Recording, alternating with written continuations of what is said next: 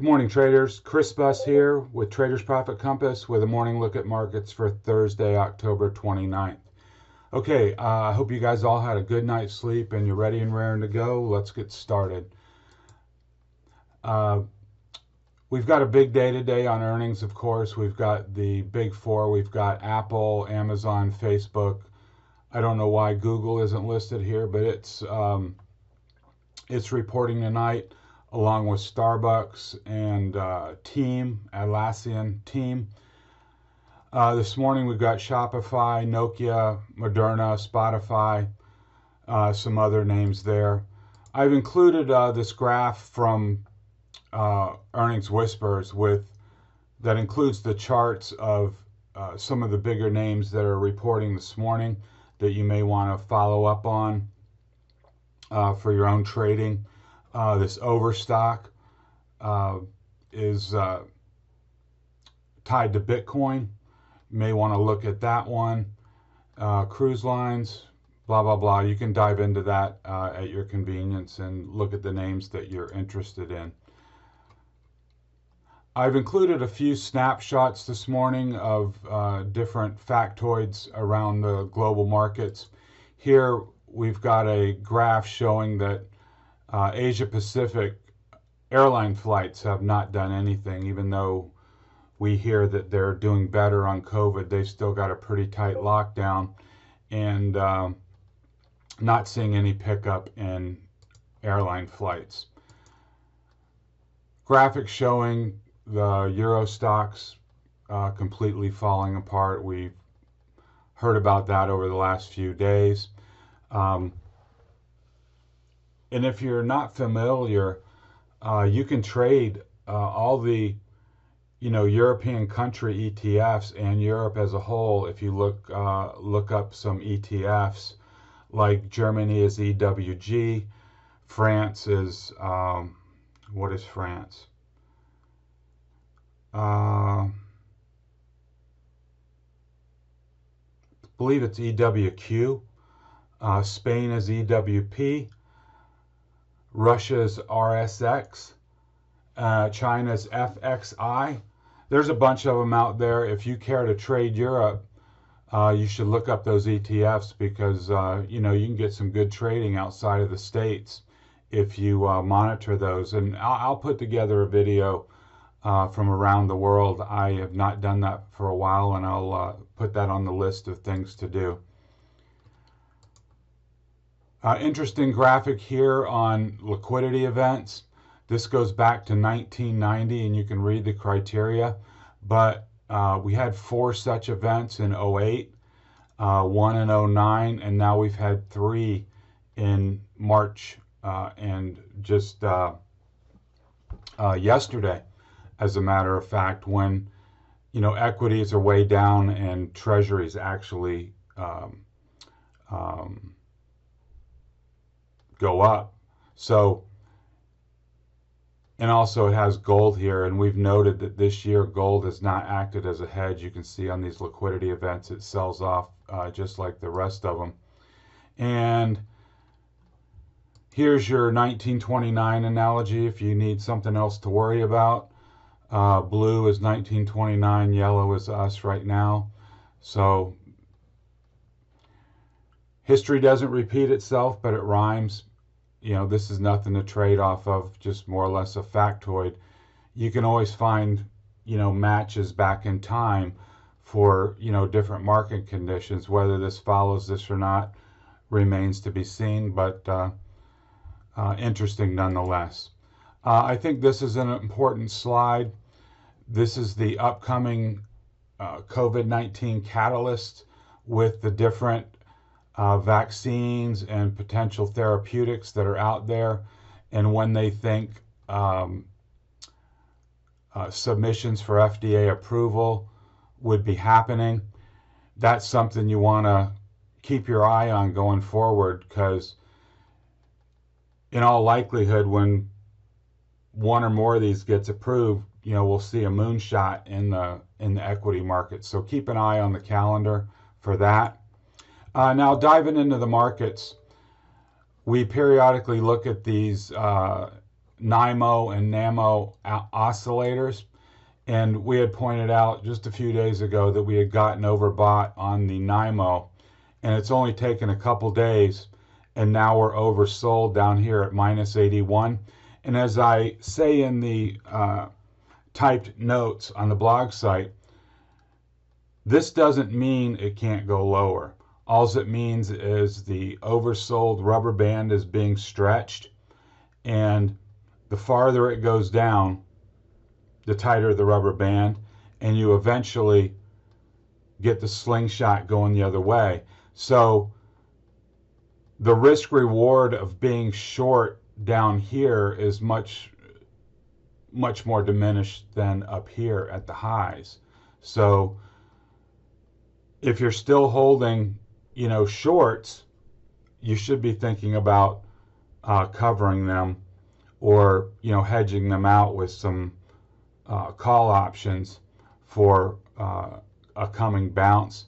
Now this may stay relatively muted until just after the election, and then a relief rally may ensue that pops this up. So a lot will depend on tonight after the big guys announce and how that's received, plus of course any COVID headline risks that may still be out there. Here's the oscillator for the NASDAQ, very much the same thing, not quite as extended to the downside, but we were overbought here, and now we're oversold here. And a good fail-safe line that I've penciled in here is about, minus 90. When it gets down to that level, should it get down to that level, you've almost got to be forced to act on your short exposure, because a snapback is coming. And the thing I like about these oscillators at extremes, they remain undefeated. You do not see, it's a spike and a reversal. Now you may get a double spike like we did in March, but this does not wander out here in time being oversold. It's usually a one and done.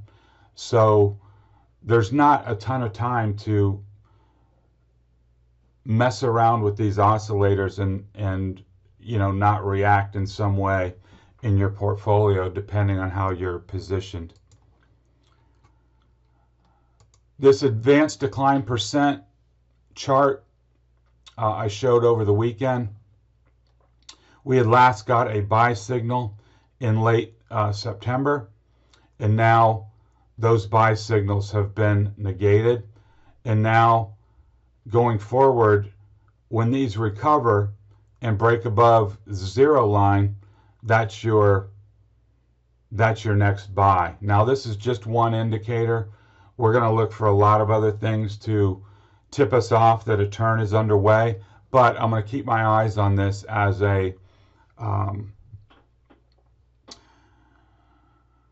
just another tool on deciding when we want to start layering in our long exposure, based on all the indicators and all the information that we have.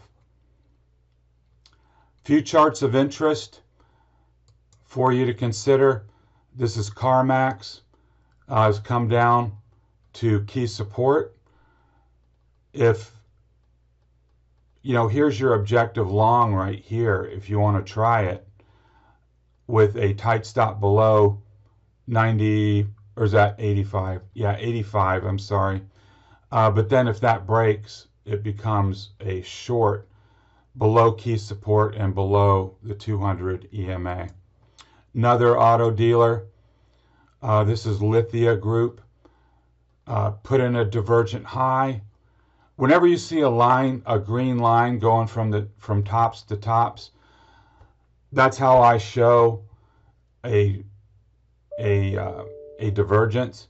So here we've got price making a high with highs in momentum and highs in RSI, but here the price is higher but with much lower momentum and RSI.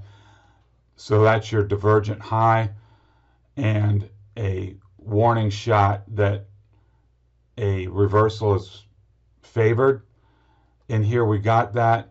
And just like CarMax above, coming into key support here at 220. If you're interested in trading that, I'd be alarming that level for a potential trade in the next couple days ahead. Other auto dealers you may want to look at is Auto Nation, symbol AN, and Penske Group, symbol P, A as in Apple, and G, PAG for Penske Auto Group. Chart here on Lululemon, we've got a rising ascending triangle with price coming into the apex.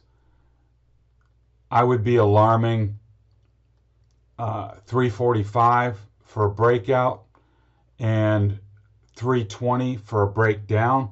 Now, check earnings. I don't think they've reported yet, and this particular chart may just oscillate until there's a big catalyst. So find out when earnings are, and then if you get the breakout or the breakdown, you can keep that in context for how many days left there are before earnings. Maybe we get a breakout and then a run towards earnings if it's later in November, coupled with a relief rally out of the elections. So it's worth a couple of alarms in my view. And lastly, here's Murphy USA. Big impulsive breakout. Now back to support at the breakout level and with the 200 just below. So you've got a double layer of support there if you care to trade it to the long side. If you're not interested, you can always set yourself an alarm just below the 200 here, say 119.50, and then you'll get an alarm for a potential short trade coming back into the range. Now, I'm going to get into the indexes here. If you are an active trader that wants to see like the 30-minute chart and a much more detailed discussion of the indexes along with all the FANG names, I'd stop the video here and click on this link, and you can watch the one I did last night that's going to go into a lot further detail than I am here this morning. I'm just going to look at the daily and the 2-hour time frames just to get us oriented for today. If you want a lot more detail, like I say, go to last night's Market on Close video. You can use this link here to get to it, and you'll get a much more thorough discussion. So quickly, daily chart, we broke out of the range, came back. Now we're back into the range and below the midpoint of the trading range, marked at 330. Now this morning in the pre-market, SPY has rallied to just below 330. So it's rallied back up to resistance in the pre-market. That's going to set up really well for active traders, in that if it breaks above 330, you can take it long, and if it is rejected here, then you can be short against 330. So for today, that's your bull bear pivot, 330. And as long as price stays below that level, our target remains the bottom of the box at the September lows at 320. Getting a finer view on the 2-hour chart, what I've done here is there were a couple gaps that were filled yesterday. I've eliminated those from the chart, and I've dropped in the fib retracement levels from the swing high of a couple days ago to the low. Here's your 330 line. A break above would target 331 for the 38% fib, and then a big level will be this 333 level, which not only marks the bottom of the gap, but also the 50% retrace level, which is a very common retracement level. And being that it aligns so well with the bottom of the gap here, if we got above 330, I would favor a move to 333. So that would be a good trade to shoot for. $3 isn't chicken feed on a quick move. And then if things get really bullish and you get a break above into the gap, then you can look for 336 and 338 overhead. Moving on to the Qs. Same general setup.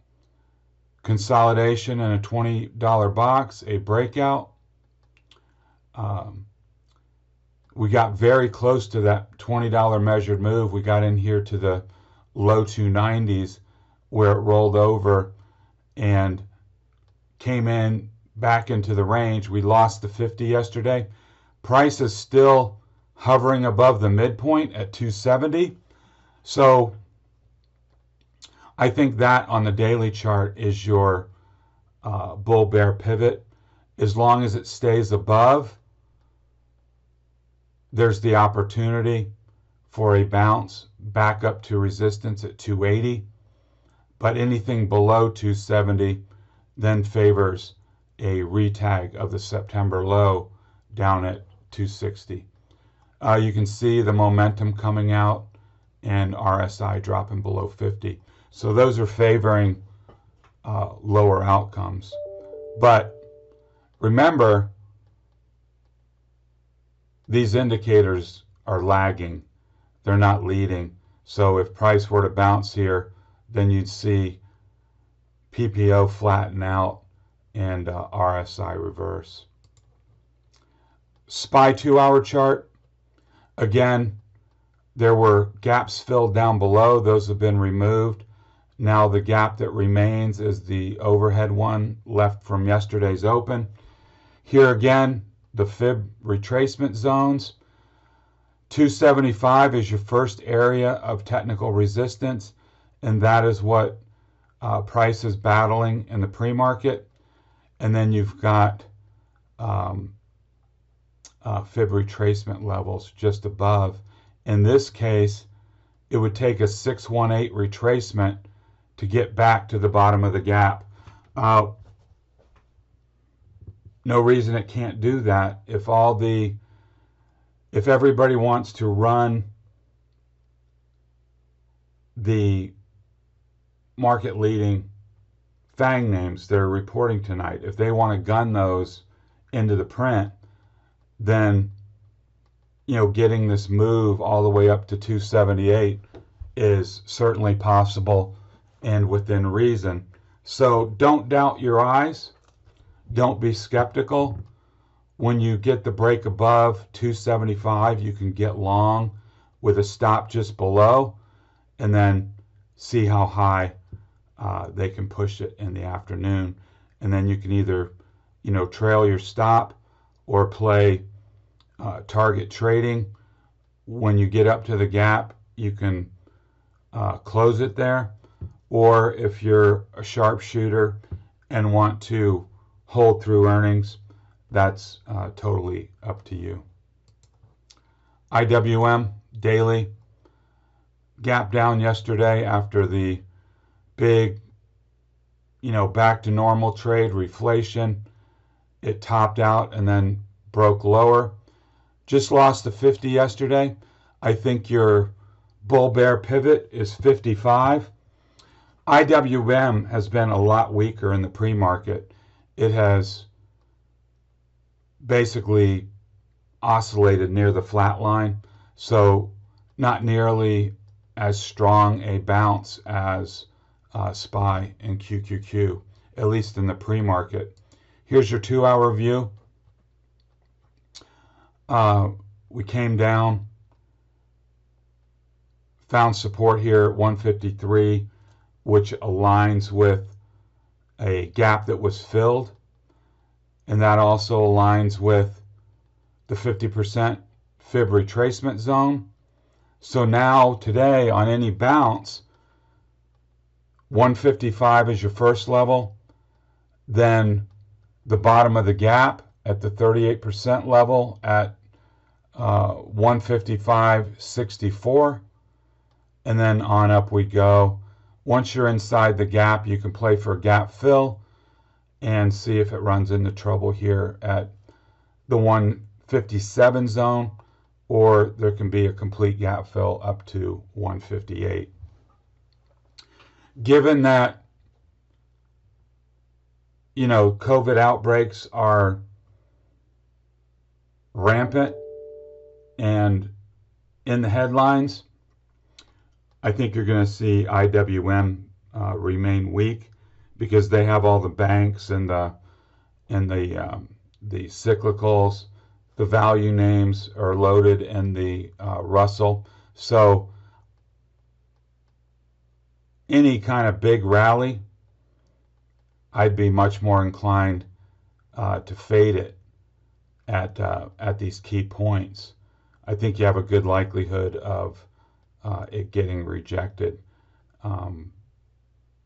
today or in the days ahead, depending on how it goes. Okay, quicker video this morning. I just wanted to set the table for today. They either gun FANG or I think we languish. I think that's kind of how the day is going to play out. We may get muted bounces if they don't gun FANG, but if they gun FANG, there might be some really good bounces to take advantage of today. And then, of course, be careful with your exposure. If you decide to hold through earnings, make sure you've got a structure in place that accounts for the volatility crush that you'll get tomorrow after the report. You know, the volatility in those names are gonna drop dramatically after earnings, so you don't want to be right directionally but be wrong because the volatility sucked the premium out of your option plays. So take that into consideration. I'm sure if you're used to doing that, you know all that, but that's just a friendly reminder. Let's wrap it up there. If you're new here, I really appreciate your time early this morning. If you like the content, please subscribe and hit the like button and give me a thumbs up. That's always appreciated. You can check out in the show notes places to jump over to the blog site. You'll find a lot of interesting information there. And if you're new, that's where you'll get the link for the Market on Close video, or you can just look in the playlist below. I've got playlists set up for the Daily Compass, the Market Pulse that comes out around the noon hour, and then of course the Market on Close reports, which are the recaps. So I hope you guys have a good day of trading today. Should be a lot more relaxed than yesterday. Keep your head on a swivel. There's always a curveball or two out there to knock you off center if you're not open to the price action. So remain fluid and flexible. Stay with the trade as long as it's going up, and when it stops going up, get out. That's simple advice, but it works every single time. And if you do that, it's very hard to get hurt in a big way. And of course, always respect your stops. Thanks for your time. This has been Chris Buss with Traders Profit Compass. Talk to you next time.